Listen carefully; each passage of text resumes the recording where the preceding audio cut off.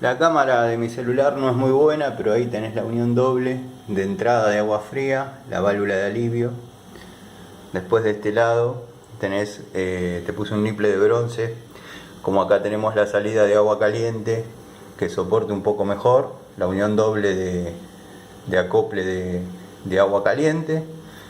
Tenés el tiraje,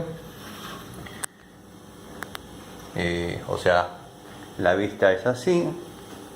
Después, acá en la parte de gas te tuve que prolongar en epoxi un poquito para que este caño te vuelva a servir y no tener que comprarte otro.